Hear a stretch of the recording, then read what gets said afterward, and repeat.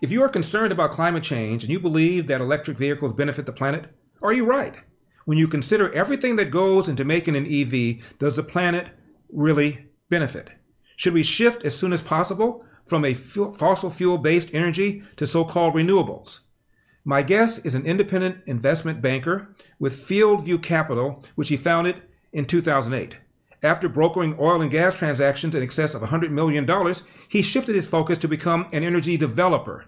In 2018, he co-founded Premier Resource Management in Kern County, California.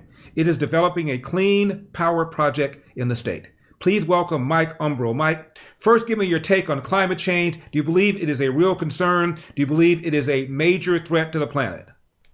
Hi, Larry. Thank you for having me. That's a big question to start off with. I do believe climate change is real. However, I do not believe the costs and benefits, as you eloquently laid out in the introduction, are being weighed accurately and presented to the consumers accurately. So while I do believe we can decarbonize our energy systems, we can take steps to improve our environment, I do not believe that mandating the purchase of a particular technology will do much in the near term to fix or solve or make anything better here in our local environment.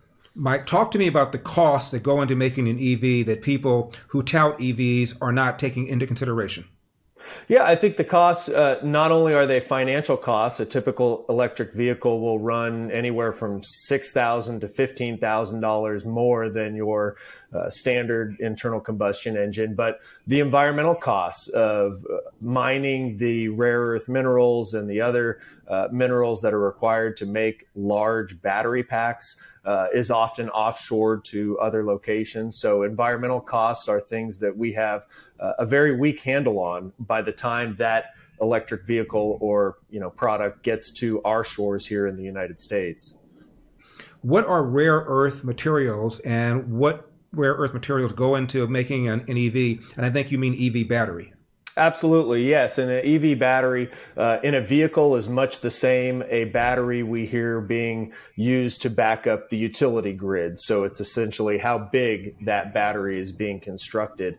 So an electric vehicle battery is going to be using rare earth minerals, lithium, cobalt, manganese, and some of these minerals are actually quite abundant, so it can be a misnomer to think, oh, they're rare. The Earth's crust is made of these minerals, and we see deep sea mining taking place to look for these minerals. We see lithium mining very prevalent down in Chile. So certain areas of the world are known to have reserves of these minerals, and then they are the vast majority of the time, 95% of the time, owned in some way, shape, or form by China, and they are processed in Chinese factories and then shipped to their final destination. So it's a pretty complex supply chain and a lot of minerals and components that are encompassed within that. Now, Mike, it takes fossil fuel generated energy, electricity, to make an EV.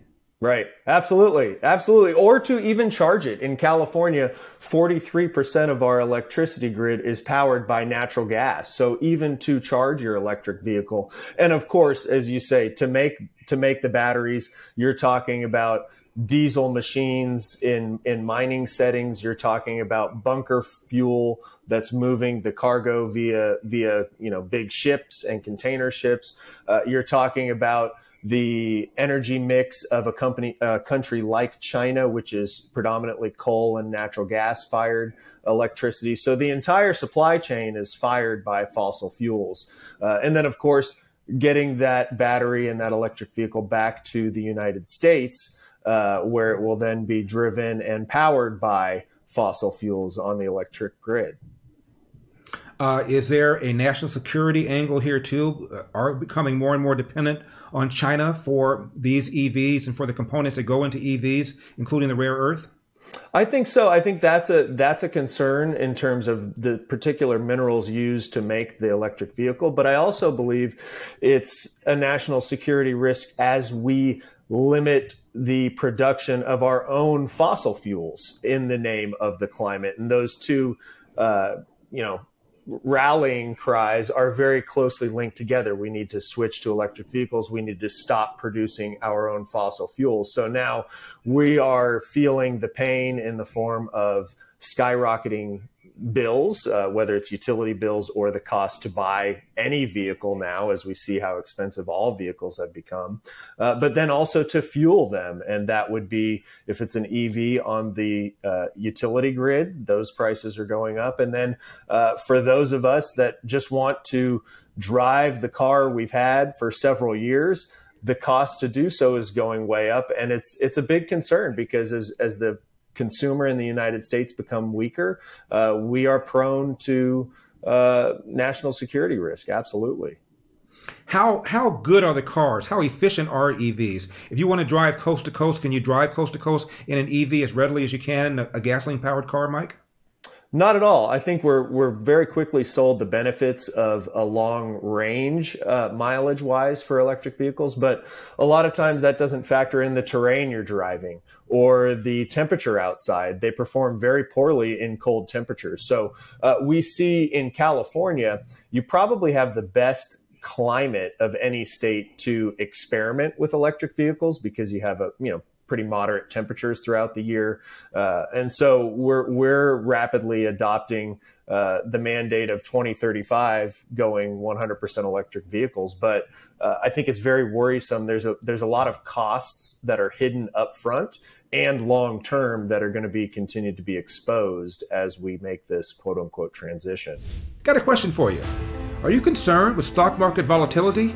Markets closing in on their worst year since the financial crisis. Since 2020, the Dow closed down more than 1,100 points. Financial markets had their worst day since the start of the pandemic. Do you really trust this economy? The U.S. economy could be headed for a recession. Tonight, the alarming spike in inflation soaring to its highest level in nearly 40 years. What if you can invest in a portfolio with a high fixed rate of return that's not correlated to the stock market?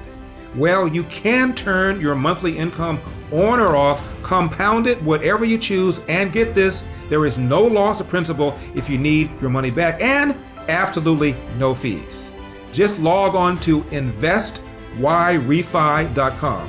Folks, I personally invest with my own money with YRefy. So log on to investyrefy.com or call 888-YRefy24. That's 888-YRefy24. Well, you brought it up, Mike. What is your opinion about the mandate by 2035 that the governor has issued, that no sale of new gasoline-powered cars in the state? I think it's inhumane. I think it's something that prices out everybody that is not wealthy enough to afford an electric vehicle. I saw a recent article say, hey, they've extended the rebates up to $80,000 in terms of the purchase price. An SUV that's electric can qualify. And here, lower class, middle class people that are good taxpayers, have good jobs, their tax revenue is being sent to wealthy individuals that can afford to buy an $80,000 electric vehicle. And that's just wrong. And not to mention the utility prices and the costs of gasoline that are being driven up needlessly. And we could take a much more measured approach, but that's not happening right now.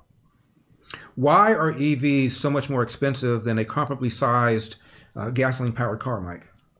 Well, you've got to cram all of that energy storage into the vehicle. And so you've got heavy batteries that require a tremendous amount of mining, manufacturing, and distribution to get to market. The pricing is just not competitive with an internal combustion engine yet. There's still a good $7,000 gap between the two. So I don't see that price parity happening anytime soon. I think, as we often hear in the fossil fuel community, that our commodity is scarce and it's prone to cycles, just as any economic good is prone to, or commodity is prone to cycles. Well, we're just now seeing the front end of this demand curve in terms of lithium-ion batteries. And as everybody is competing for a scarce mineral, that price is going to be driven up further. And we've seen that happen the past 18 to 24 months. The price of lithium skyrocketed, and that'll come down and it will fluctuate just as any commodity would. But that's another one of those myths that we're sold, that somehow only oil and gas commodities are prone to economic cycles, not rare earth minerals or anything for that matter being put into an electric vehicle. Last question. What does Mike Umbro drive? I drive a GMC Sierra truck that I've got 80,000 miles on, and I'll probably drive that baby as far as it'll go. So maybe I can get 300,000 or 400,000 miles out of it. And hopefully we're all doing that and using what we've already purchased and not running out to purchase something new because we're told it's what's best for the planet. Mike Umbro, thank you so much for your time. God bless. Thank you. God bless, Larry. Appreciate it. You got it. I know you guys are liking these giveaways, and this time it's going to be the best one yet. Are you ready? For this giveaway, I want to invite you to join me for dinner at one of my favorite watering holes. That's right. Fine dining with the great El Dersi. Can't you say it's true? It is. We can talk about anything you want, and I'll answer all your questions. Well, mostly all of your questions. It'll be a great time for sure. So hurry up. Go to winlarry.com to sign up. I'll be announcing the winner live on February 22nd, so make sure to stay tuned. And last but not least, a big thank you to everybody who joined the giveaway for this mug. You better use it every time you watch my show. I know where you live. Now for today's episode.